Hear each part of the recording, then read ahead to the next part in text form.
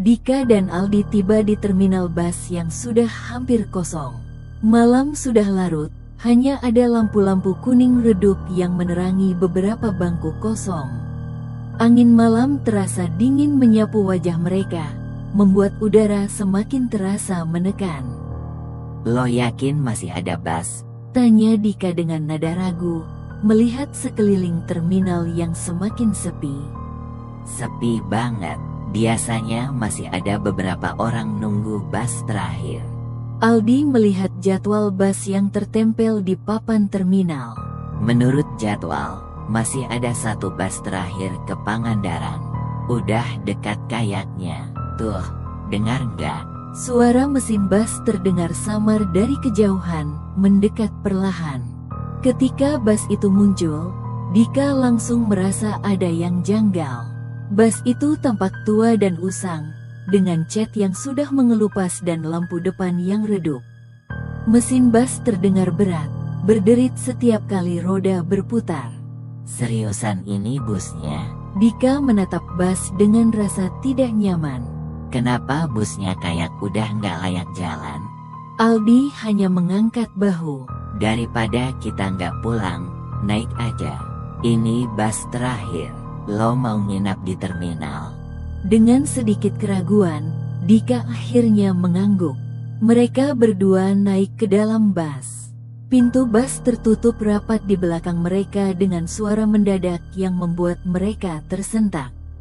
Aldi mengedarkan pandangannya ke dalam bus, dan tiba-tiba merasakan hawa dingin yang menyergap. Begitu masuk ke dalam bus, Dika dan Aldi langsung merasakan suasana yang mencekam. Lampu di dalam bus berkelip-kelip, menciptakan bayangan aneh di dinding dan atap bus. Hanya ada beberapa penumpang lain yang duduk diam di kursi mereka. Namun, ada sesuatu yang tidak beres. Mereka semua tampak mengenakan pakaian yang sudah ketinggalan zaman, seolah-olah berasal dari era yang berbeda. Lo perhatiin nggak? Bisik Dika pelan, menunduk sedikit agar tidak terlihat mencurigakan. Penumpangnya, kayak bukan dari zaman sekarang. Aldi melirik ke depan. Iya, gue juga mikir gitu. Kostumnya aneh, kayak baju dari tahun 70-an atau lebih lama. Penumpang-penumpang itu duduk kaku dengan kepala tertunduk sedikit ke bawah. Wajah mereka tidak terlihat jelas karena tertutupi bayangan. Tidak ada yang berbicara, tidak ada yang bergerak. Bahkan suara napas mereka pun tidak terdengar. Dika merasa seluruh tubuhnya tegang. Kita duduk di belakang aja, ya. Aldi mengajak, mencari tempat yang agak jauh dari penumpang lainnya. Dika mengangguk setuju, dan mereka berjalan menuju deretan bangku di bagian belakang bus. Sambil duduk, Dika terus memperhatikan penumpang lainnya. Lo perhatiin mukanya nggak? Tanya Dika lagi, kali ini dengan suara lebih rendah. Kayak nggak jelas, nggak kelihatan wajahnya. Aldi melirik ke arah yang sama. Iya, kayak bayangan aja. Aneh banget, tapi ya udahlah. Mungkin kita cuma terlalu capek. Namun, suasana mencekam itu terus menghantui mereka, dan tidak ada yang bisa menghilangkan rasa takut yang perlahan merayap di dalam diri mereka. Udara di dalam bus tiba-tiba berubah drastis. Hawa dingin menyeruak dari entah di mana, seolah ada sesuatu yang menyelinap melalui celah-celah bus. Dika mulai merasa dingin merayap di seluruh tubuhnya. Tangannya menggosok-gosok lengan, tapi hawa dingin itu tidak juga pergi. Dingin banget, kata Dika sambil melihat ke arah jendela. tapi nggak ada jendela yang kebuka. Aldi merasakan hal yang sama. Iya, padahal jendela semua ketutup rapat, tapi hawanya kayak ada angin dingin yang masuk. Mereka berusaha saling menghangatkan dengan menempelkan tubuh mereka lebih erat. Namun dingin itu seperti datang dari dalam bus itu sendiri, bukan dari luar. Di tengah keheningan itu, tiba-tiba terdengar suara kecil, hampir seperti tawa. Suara itu sangat halus, nyaris tidak terdengar, tapi cukup untuk membuat mereka semakin tegang. Lo denger nggak? Dika bertanya tanpa menoleh. Ada suara, kayak tawa. Aldi menajamkan pendengarannya, namun suara itu sudah hilang. Kayaknya gue denger juga, tapi nggak jelas. Dari mana suaranya? Mereka berdua tetap terdiam, berusaha mendengarkan lebih jelas. Namun, suasana di dalam bas semakin membeku, dan rasa takut perlahan mulai menguasai mereka. Dingin itu bukan hanya fisik, tapi seolah ada kehadiran lain yang membuat suasana semakin berat dan menekan. Aldi tidak bisa lagi menahan rasa penasaran. Ia memutuskan untuk mendekati sopir, berharap mendapatkan jawaban atas semua keanehan ini. Ia berjalan melewati deretan kursi yang kosong, merasa seperti diperhatikan oleh penumpang lainnya.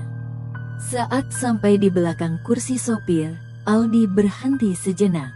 Sopir itu tidak seperti yang ia bayangkan.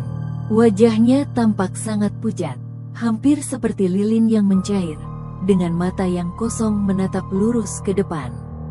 Tangannya menggenggam setir dengan kaku, dan sesekali senyuman aneh menghiasi wajahnya, meski tidak ada yang lucu atau menyenangkan. Sopir ini, aneh banget, pikir Aldi sambil menatapnya. Kayak dia nggak sadar dengan apa yang ada di sekitarnya. Aldi berusaha memanggil sopir itu, namun tidak ada respons. Sopir itu tetap diam, terus menatap jalan dengan pandangan kosong. Aldi akhirnya kembali ke tempat duduknya. Wajahnya pucat banget, Kata Aldi setelah duduk kembali di samping Dika. kayak dia bukan manusia. Apa maksud lo? Tanya Dika sambil menatap Aldi penuh tanya. Mukanya kayak patung, matanya nggak fokus, tapi dia nyetir. Nggak tahu gimana caranya. Jawab Aldi dengan nada datar. Dika tidak berkata apa-apa lagi.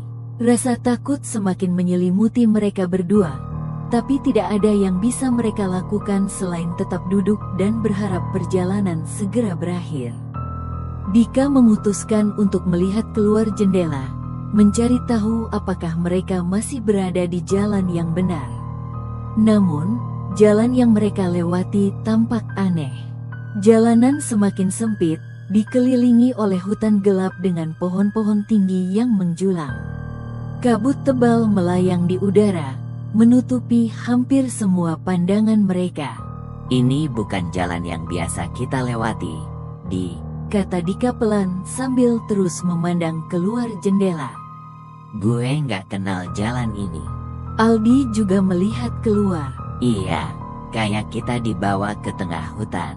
Nggak ada lampu jalan, nggak ada tanda-tanda kehidupan. Suasana semakin mencekam. Hutan di sekitar mereka terlihat sangat gelap, dan tidak ada tanda-tanda kendaraan lain atau pemukiman. Mereka seperti dibawa ke dunia yang lain, tempat yang tidak pernah mereka kenal. Serius, kita mau dibawa kemana?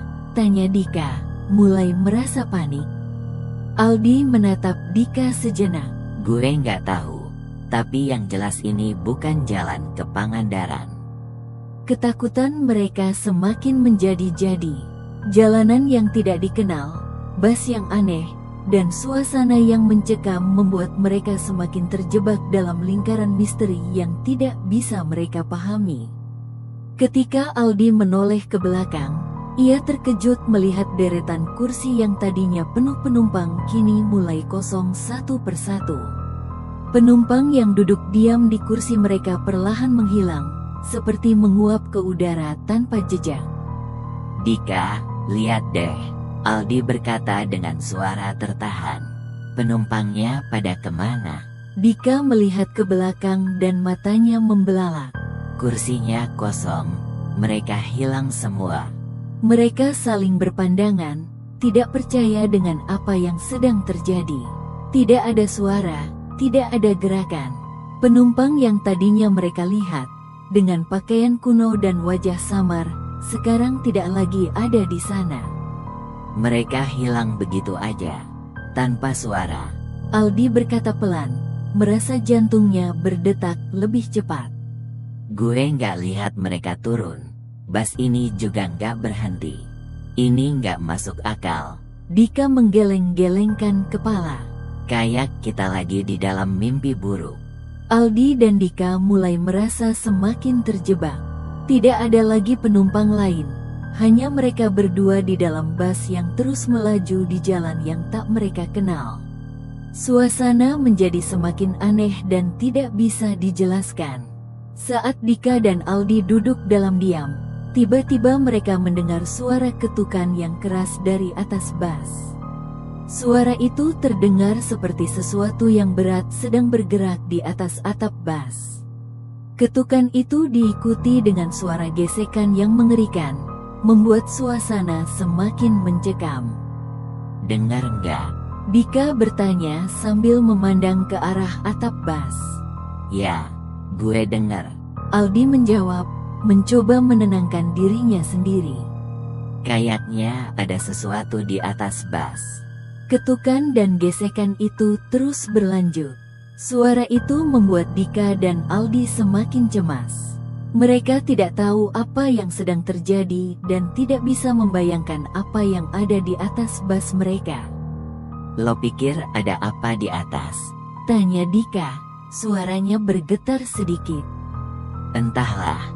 Aldi menjawab sambil menatap langit-langit bas. Mungkin binatang liar atau sesuatu. Tapi suara ini bikin gue nggak nyaman. Mereka berdua tetap terdiam, hanya mendengarkan suara aneh yang terus terdengar. Mereka berharap suara itu segera berhenti dan perjalanan mereka segera berakhir. Setelah beberapa lama, suara dari atap bas berhenti tiba-tiba. Dika dan Aldi merasa sedikit lega, tetapi ketenangan mereka tidak bertahan lama. Mereka melihat keluar jendela dan melihat sesuatu yang sangat mengganggu. Di antara kabut tebal, mereka bisa melihat sosok-sosok bayangan bergerak di hutan di sekitar mereka. Lo lihat itu? Dika bertanya dengan suara bergetar, menunjuk keluar jendela. Aldi menatap ke arah yang sama. Iya, gue lihat. Kayak ada sosok-sosok bergerak di hutan. Bayangan-bayangan itu tampak bergerak cepat, seolah mengikuti bas mereka. Mereka tidak bisa melihat dengan jelas apa itu, tapi gerakan itu membuat mereka merasa sangat tidak nyaman. Kita dikejar sesuatu, ya? Tanya Dika, matanya masih terpaku pada bayangan-bayangan di luar. Kayaknya sih, iya. Aldi menjawab, berusaha menenangkan diri. Tapi apa itu? Kenapa kita bisa lihat dari sini? Mereka saling berpandangan, tidak tahu apa yang harus dilakukan. Suasana semakin mencekam dengan setiap detik yang berlalu. Tiba-tiba, bas berhenti dengan suara keras. Rem bas berdecit, dan bas melaju perlahan sampai berhenti di sebuah tempat yang sangat asing. Tempat itu tampak seperti sebuah halte bas yang sangat tua, dikelilingi oleh reruntuhan dan tanaman liar. Kenapa bas berhenti? Dika bertanya dengan cemas. Ini kayak tempat yang gak pernah gue lihat. Aldi mencoba melihat keluar. Gue juga nggak tahu, tapi kita harus turun, kan? Mungkin ada orang di sini yang bisa bantu. Mereka turun dari bas dengan hati-hati, menyusuri jalan menuju halte bas yang tampak sangat tua dan rusak. Suasana di sekitar sangat sunyi, hanya terdengar suara angin yang berhembus melalui reruntuhan. Ini kayak tempat yang udah lama nggak dipakai. Dika berkata sambil melihat sekeliling. Berani aja kita turun di sini. Aldi menjawab dengan nada khawatir. Tapi kita nggak bisa tetap di bas. Kita harus cari tahu apa yang terjadi. Ketika mereka mulai menjelajahi halte bas tua itu, mereka merasa seperti sedang berada di dunia yang berbeda, jauh dari kenyataan yang mereka kenal. Ketika Dika dan Aldi menjelajahi halte bas, Mereka menemukan sebuah papan informasi usang yang menunjukkan bahwa halte tersebut sudah tidak digunakan selama bertahun-tahun. Tiba-tiba, bus yang mereka tumpangi mulai bergerak lagi, meninggalkan mereka di halte yang terasing. Busnya pergi. Dika terkejut melihat bus yang mulai menjauh. Jadi kita ditinggal di sini? Aldi bertanya, merasa panik. Gimana kita mau pulang? Mereka berdua berlari mengejar bus, tapi bus itu semakin menjauh dan menghilang di kejauhan. Ketika mereka berhenti, mereka sadar bahwa mereka benar-benar sendirian di halte yang tampaknya terisolasi dari dunia luar. Lo lihat nggak? Ada tanda-tanda lain? Tanya Dika, mencoba mencari petunjuk. Aldi menatap sekeliling dan menghela napas. Gue nggak tahu. Kita harus coba cari jalan keluar dari sini. Mereka mulai menjelajahi daerah sekitar, berharap menemukan cara untuk keluar dari tempat tersebut dan kembali ke rumah. Namun, rasa takut dan keputusasaan semakin membayangi mereka. Keberangkatan bus yang misterius itu meninggalkan mereka di tempat yang penuh dengan ketidakpastian dan misteri.